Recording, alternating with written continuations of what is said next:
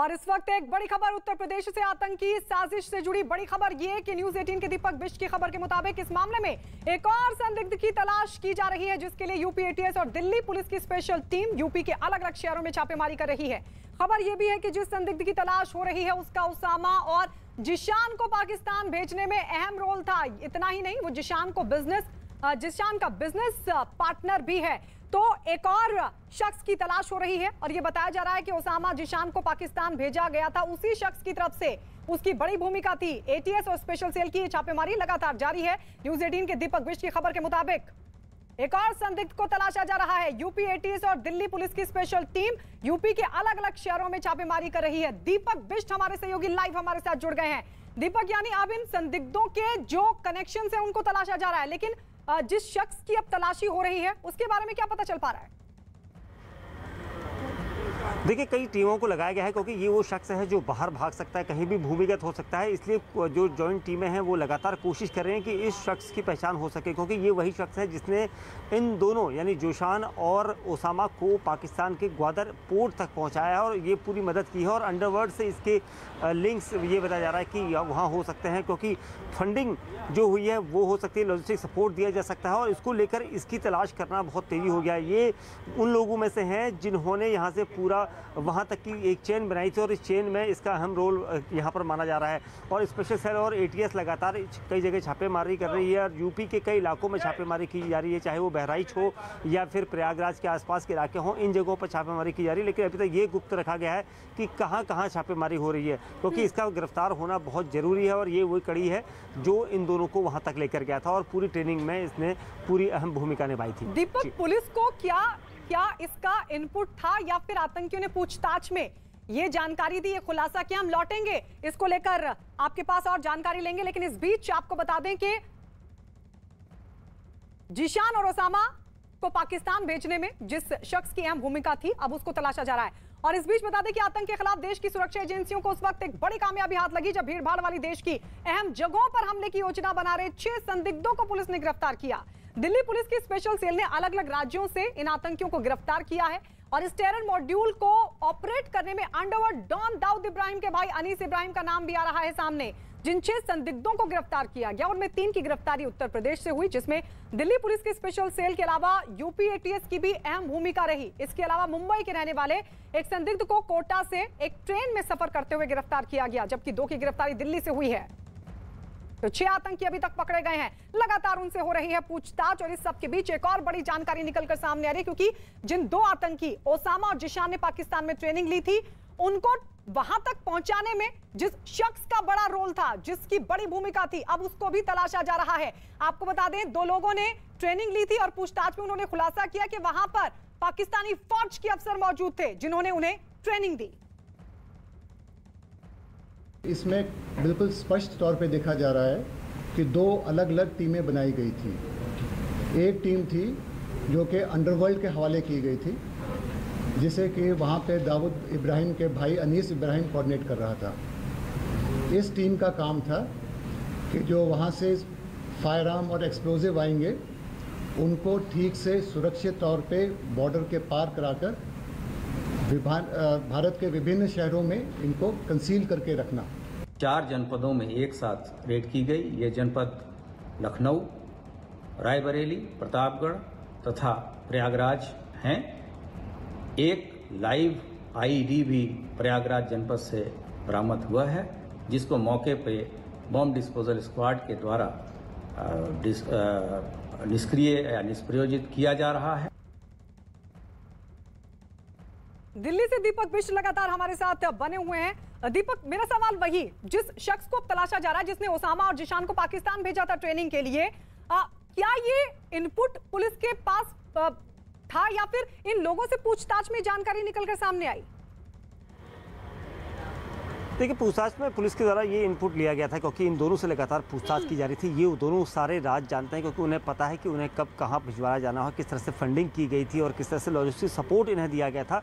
Underworld की तरफ से ये सारी चीज़ें कवायद की गई थी और इसको लेकर अंडरवर्ल्ड से कितने ताल्लुकात जो हैं उत्तर प्रदेश में, कितने कॉल्स इन लोगों के पास आए थे, ये सारी जानकारी जो है इन दोनों ने मुहैया कराई थी। उसके बाद इन्होंने ये जानकारी दी कि उस शख्स, इसका नाम अभी तक सामने नहीं आ पाया है, कि उसने ही इनको पूरा सपोर्ट किया था। इन दोनों का स्पेशली सिलेक्शन हुआ था कि इन दोनों को ही पाकिस्तान में ट्रेनिंग के लिए भेजा जाना है और इसको लेकर अब छापेमारी की जा रही ताकि इसकी गिरफ्तारी तय हो सके और इससे आगे की चेन पकड़ी जा सके, क्योंकि अगर ये फरार हो गया तो काफ़ी कुछ हाथ से जा सकता है। इसलिए एटीएस और स्पेशल सेल जो है इसकी तलाश में कई जगह छापेमारी कर रही है। जी दीपक, लौट रहे हैं आपके पास और इस बीच बताते चले कि गिरफ्तार किए गए 6 आरोपियों में 2 ओसामा और जिशान पाकिस्तान में ट्रेनिंग ले चुके हैं। ओसामा और जिशान 21 अप्रैल को ओमान के रास्ते पाकिस्तान के कराची पहुंचे थे और एक गुप्त ठिकाने पर दोनों को ट्रेनिंग दी गई थी। बड़ी सफलता सुरक्षा एजेंसियों को हाथ लगी, 6 लोगों को गिरफ्तार किया गया और सबसे खास बड़ी बात है कि पाकिस्तान अब सीधे तौर पर इन्वॉल्व होके जो है अब टेररिस्ट को अंदर भेज रहा है, यहाँ के लोगों को बरगला रहा है। कितनी बड़ी साजिश जो है इसको मानते हैं? देखिए, पाकिस्तान की संलिप्तता के बारे में हमारे देश ने बार बार इस बात को कहा है कि पाकिस्तान लगातार उसकी अपनी खुफिया एजेंसी और अन्य संसाधनों के और अन्य ऐसे आतंकवादी संगठनों के माध्यम से हमारे देश में अस्थिरता फैलाने का लगातार प्रयास करता है। लेकिन 2014 से जो यहाँ पर एक मजबूत सरकार है, हमारी सरकार की प्रतिबद्धता है कि हम अपने देश में शांति और व्यवस्था को कायम रखें और 2014 के बाद हमको लगातार सफलता मिली है।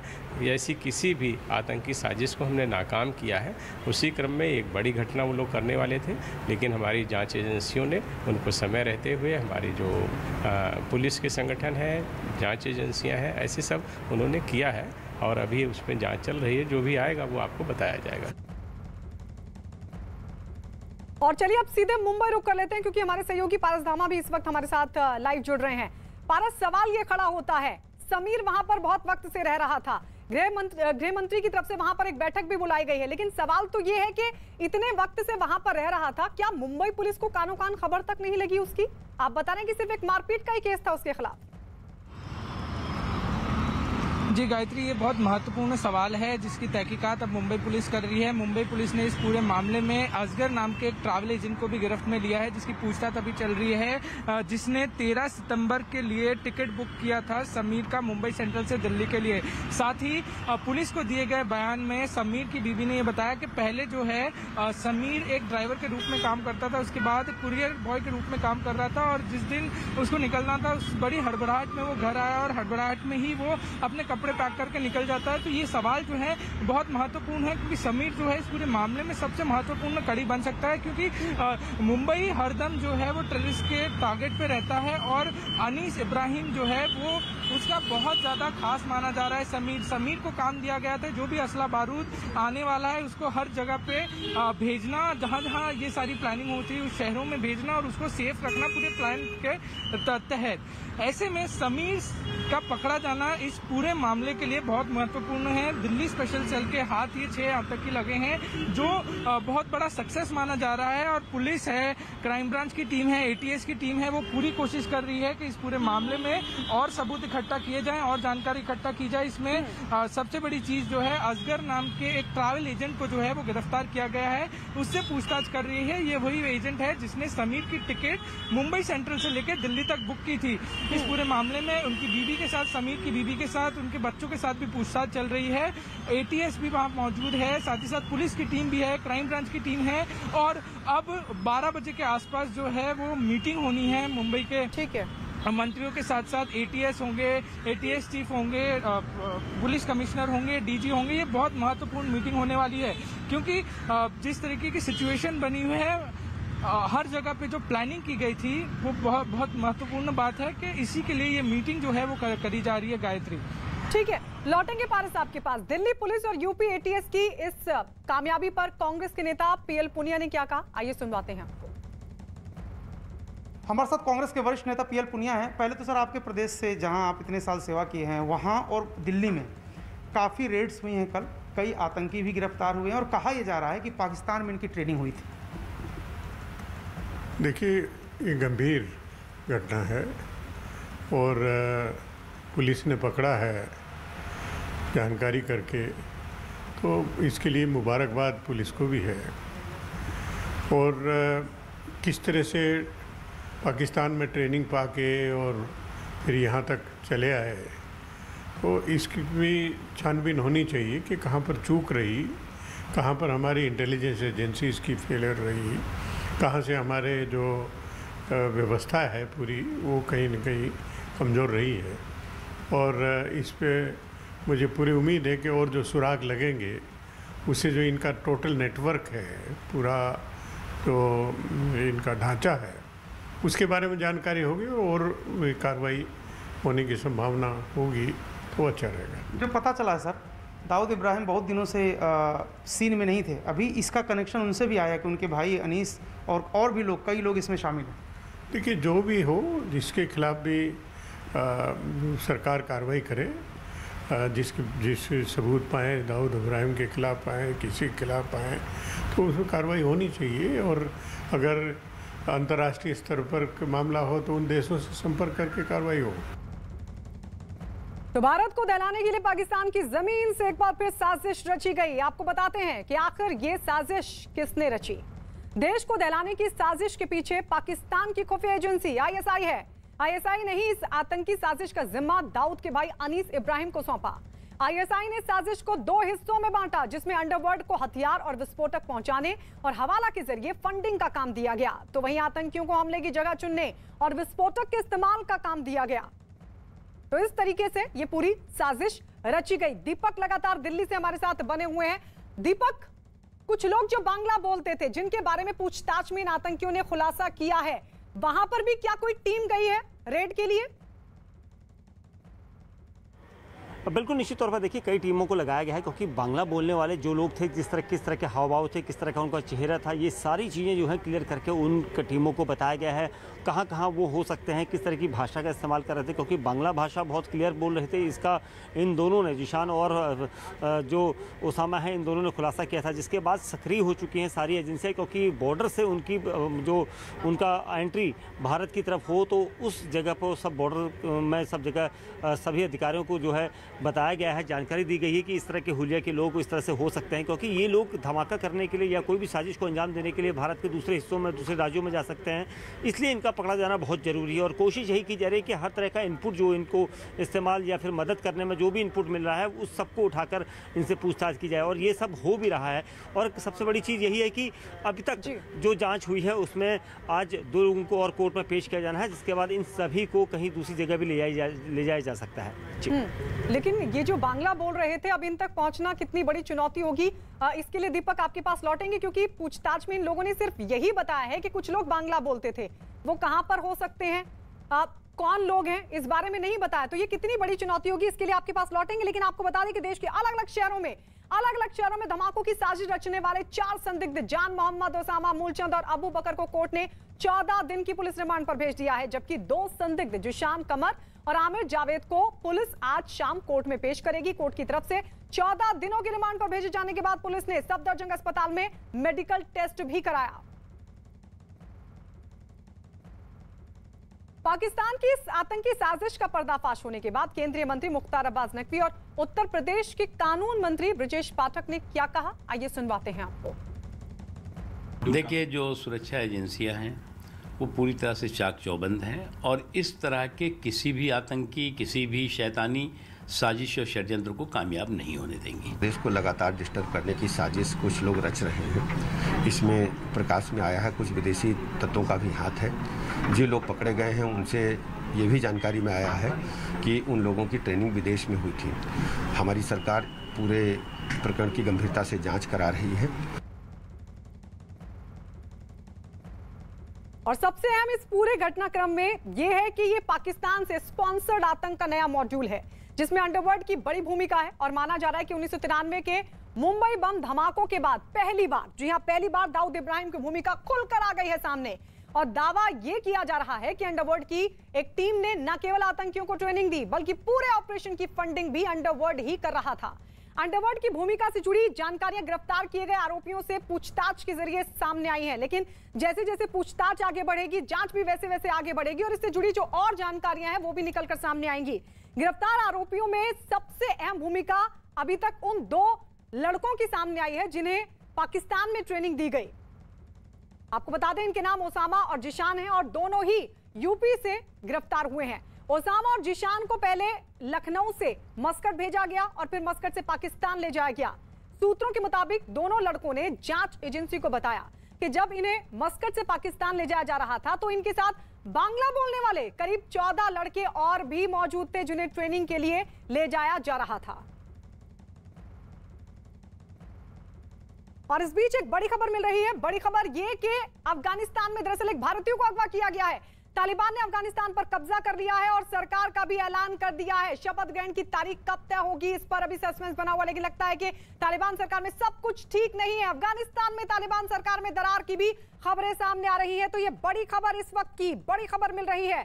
बड़ी खबर यह कि तालिबान ने अफगानिस्तान पर कब्जा कर लिया, सरकार का भी ऐलान कर दिया गया। शपथ ग्रहण की तारीख कब तय होगी इस पर अभी सस्पेंस बना हुआ है, लेकिन जो जानकारी मिल रही है उसके मुताबिक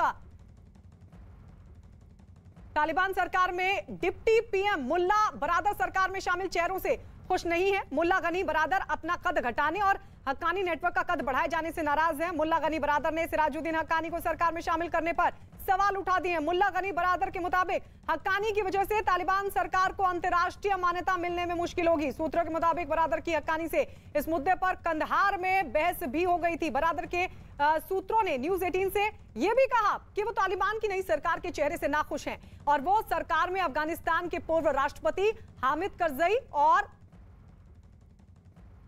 अफगानिस्तान के बड़े नेता अब्दुल्ला को शामिल करना चाहते थे। तो ये देखिए सरकार का ऐलान, लेकिन इस सब के बीच अब दरार की बड़ी खबरें। तालिबान सरकार में लग रहा है कि सब कुछ ठीक नहीं, क्योंकि अफगानिस्तान में तालिबान सरकार में दरार की खबरें इसलिए सामने आ रही हैं। तालिबान सरकार में डिप्टी पीएम मुल्ला बरादर सरकार में शामिल चेहरों से खुश नहीं है। नीरज हमारे साथ जुड़ गए हैं ज्यादा जानकारी के साथ। नीरज, यानी जो पहले से कयास लग रहे थे कि भले ही सरकार का गठन कर दिया गया हो, लेकिन क्या जो दरार पहले देखने को मिल रही थी सत्ता संघर्ष को लेकर, क्या वो आगे भी देखने को मिल सकते? क्या ये एक और संकेत?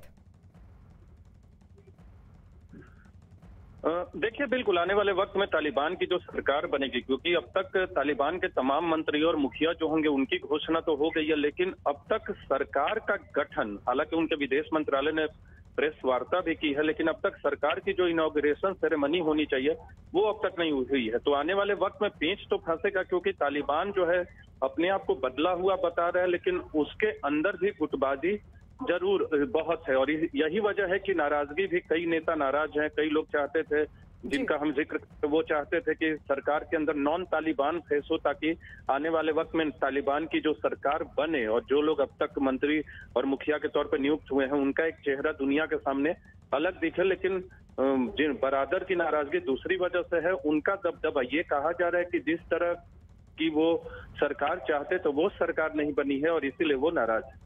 जी, शुक्रिया नीरज।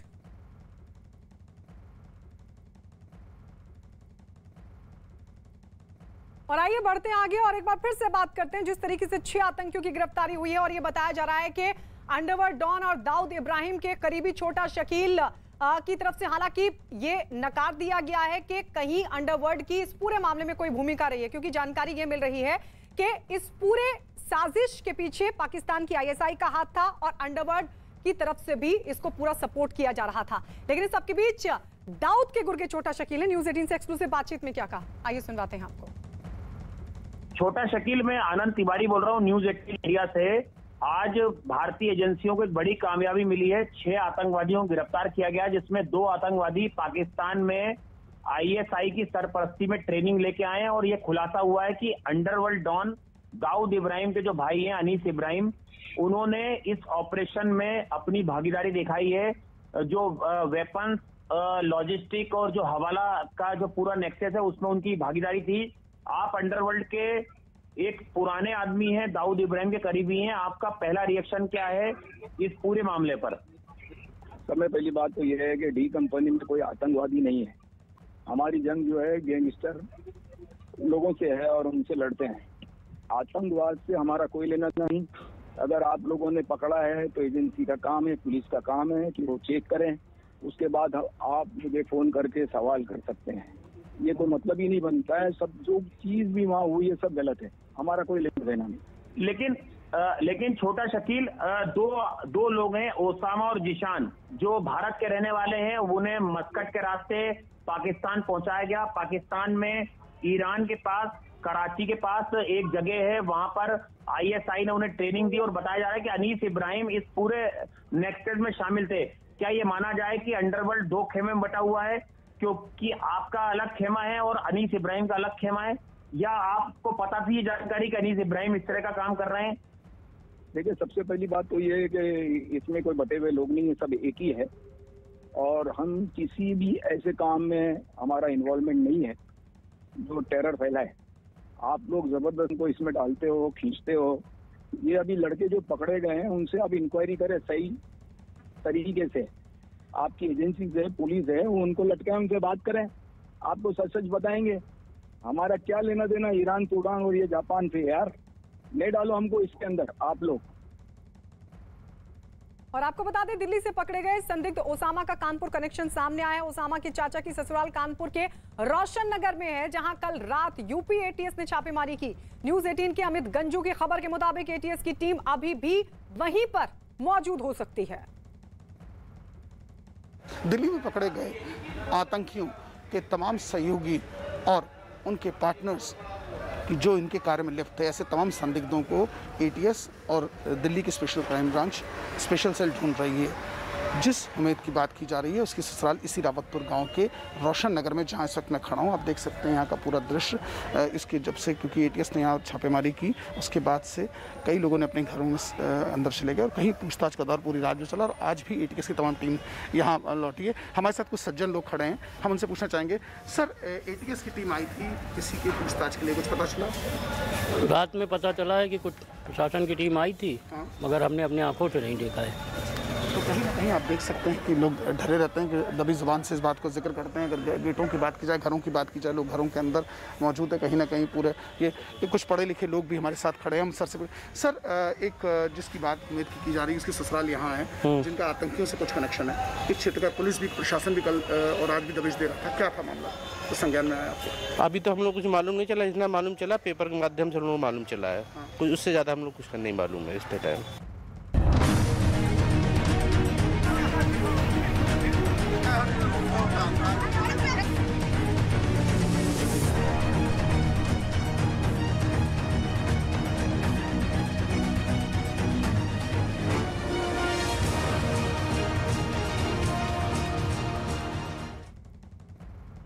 अब बात बारिश और बाढ़ से हुए नुकसान की। गुजरात में बाढ़ और बारिश ने मुसीबत और बढ़ा दी है। मौसम विभाग ने गुजरात के सौराष्ट्र में रेड अलर्ट घोषित किया है और जामनगर और राजकोट में भारी बारिश होने की चेतावनी दी है। जामनगर में हुई बारिश ने पिछले 30 सालों का रिकॉर्ड तोड़ दिया है। लगातार बारिश होने की वजह से जामनगर और आसपास के इलाकों में बाढ़ जैसे हालात बने हुए हैं। मौसम विभाग ने सौराष्ट्र के अलावा दक्षिण गुजरात के लिए भी चेतावनी जारी की है। बाढ़ प्रभावित जिलों में राहत बचाव के लिए नेवी, कोस्ट गार्ड, NDRF और SDRF की मदद ली जा रही है। तो ये तस्वीर हम आपको दिखा रहे हैं। देखिए किस तरीके से रेस्क्यू करने की कोशिश हो रही है, लेकिन गुजरात में बाढ़ और बारिश की वजह से लोगों की मुसीबतें। 2 तस्वीरें अब आपके सामने, किस तरीके से हालात बने हुए हैं। बाढ़ से हालात बिगड़ गए हैं, जगह जगह पानी ही पानी आपको इन तस्वीरों में नजर आ रहा है। लेकिन जो रिहायशी इलाके हैं जहां पर पानी भरा हुआ है, वहां पर लोगों को रेस्क्यू करने की, उनको राहत पहुंचाने की कोशिश भी इस सब के बीच चल रही है। गुजरात के जूनागढ़ के धेड़ इलाके की अगर बात करें तो लगातार हो रही बारिश की वजह से बाढ़ के हालात बन गए हैं। इलाके के कई गांवों का संपर्क टूट चुका है। जूनागढ़ के मानावदर और आसपास के जो इलाके हैं, वहां हाईवे पर पानी भर जाने की वजह से गाड़ियों का आना जाना पूरी तरीके से बंद है। लोगों को जरूरी काम के लिए पैदल ही बाहर निकलना पड़ रहा है। ड्रोन से ली गई इन तस्वीरों को आप देख सकते हैं। सैकड़ों लोग बाढ़ के बीच जान जोखिम में डालकर, हालांकि इस बीच पैदल एक जगह से दूसरी जगह जाने को मजबूर हैं। गुजरात के दाहोद में लगातार हो रही बारिश की वजह से सड़क पर पानी भर चुका है और इसकी वजह से एक बाइक सवार गड्ढे का अंदाजा नहीं लगा सका और उसमें गिर गया। ये तस्वीरें देखिए। ठीक उसी वक्त वहां से एक ट्रैक्टर गुजर रहा था जिसके पहिए के नीचे बाइक सवार आ गया। हादसे के समय बाइक पर एक महिला और छोटा बच्चा भी मौजूद था। हादसे में महिला और बच्चा तो बच गए, लेकिन बाइक चला रहा आदमी गंभीर रूप से जख्मी हो गया। हादसे की पूरी तस्वीर वहां लगे सीसीटीवी में रिकॉर्ड हो गई। तो ये तस्वीर आप देख रहे हैं, एक बाइक सवार जिसको गड्ढे का बिल्कुल अंदाजा नहीं था। ये देखिए किस तरीके से ये पूरा हादसा हुआ। एक महिला और बच्चा भी इस बाइक पर मौजूद थे और यहां से गुजर रहा था ये ट्रैक्टर जो हादसे का कारण बना।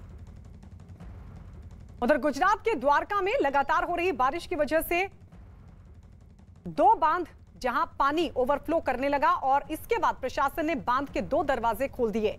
बांध के गेट खोले जाने की वजह से द्वारका के निचले इलाकों में पानी भर गया। द्वारका के रावल गांव में सड़क पर घुटनों तक पानी भर गया, जिससे लोगों को काफी दिक्कतों का सामना करना पड़ रहा है। तो ये द्वारका की तस्वीर हम आपको दिखा रहे हैं, द्वारका में किस तरीके से हालात बने। दरअसल 2 बांध जहां पर पानी ओवरफ्लो करने लगा था और उसके बाद बांध के 2 दरवाजे खोलने पड़े। बांध के गेट खोले जाने की वजह से निचले इलाकों की ये स्थिति जहां जबरदस्त तरीके से पानी भर गया और लोगों की मुश्किलें बढ़ गई। लगातार हो रही भारी बारिश की वजह से गुजरात के पोरबंदर में भी कई इलाकों में पानी भर गया। पोरबंदर के निचले इलाकों में पानी भरने की वजह से वहां रह रहे लोगों को काफी परेशानियों का सामना करना पड़ रहा है। मौसम विभाग ये कह रहा है कि गुजरात के कई हिस्सों में आज भी बारिश के आसार हैं और इसको लेकर अलर्ट भी जारी किया गया है। तो कई हिस्से हैं जहां पर अभी भी बारिश हो सकती है। बहरहाल ये तस्वीरें पोरबंदर की आपको दिखा रहे हैं, जहां पर भारी बारिश के बाद ये हालात बने। निचले इलाकों में सबसे ज्यादा मुसीबत खड़ी हो गई है, लोगों के घरों तक जा पहुंचा है पानी। चारों तरफ पानी ही पानी और इस सब के बीच बढ़ती लोगों की मुश्किलें। हालांकि ये मुश्किलें अभी कम होती हुई नजर नहीं आ रही, क्योंकि मौसम विभाग की तरफ से ये अलर्ट जारी किया गया कि आज भी गुजरात के कई हिस्से हैं जहां पर हो सकती है बारिश। और आइए अब तस्वीर आपको दिखाते हैं छत्तीसगढ़ की, जहां बाढ़ से लोगों की मुश्किल बढ़ गई। लगातार हो रही बारिश की वजह से कई इलाके पानी से लबालब। बाढ़ और पानी की वजह से बालोद जिले के कई गांव का संपर्क टूट चुका है, तो वहीं कई घरों के अंदर भी पानी जा पहुंचा है। प्रशासन ने लोगों को घरों से बाहर निकलने से मना किया है। लगातार हो रही बारिश और कई इलाकों में आई बाढ़ की वजह से जिला मुख्यालय में बाढ़ नियंत्रण कक्ष बनाया गया, जिसमें 24 घंटे कर्मचारी तैनात किए गए हैं। तो ये हमने इंस्ट्रक्शन दे दिया था सभी तहसीलदार एसडीएम को कि इस पे सतत निगरानी रखें, दौरा करें। मैं खुद भी कुछ जगह दौरे के लिए निकलूंगा जैसे भी समय मिलेगा। और अभी बालोद जिले में बाढ़ की स्थिति कहीं पर निर्मित नहीं है, और यदि कहीं पर स्थिति होगी भी तो हम अलर्ट पे हैं और लोगों को कोई भी असुविधा होती तो उसमें उनको लाभ पहुँचाएँगे। और किसी तरह का कोई मकान का लॉस होता है या कृषि का लॉस होता है, एग्रीकल्चर क्रॉप का लॉस होता है, तो उसके प्रावधान है RBC 6-4 के अंतर्गत जो मदद हो सकती है वो हम दिलवाएंगे। बिहार की छपरा में कटाव की दहला देने वाली तस्वीर सामने आई। जो तस्वीर हम आपको दिखा रहे हैं, छपरा के सबलपुर में गंगा नदी ने रौद्र रूप इख्तियार कर लिया। वहां कटाव की वजह से करीब 10 घर गंगा नदी में समा गए। अचानक कटाव बढ़ने से गांव में हड़कंप मच गया और देखते ही देखते वहां लोगों की काफी भीड़ इकट्ठा हो गई। तुरंत ही आसपास के लोगों ने इसकी जानकारी प्रशासन को दी। साथ ही लोग अपने बचे कुचे सामानों को लेकर भागने लगे।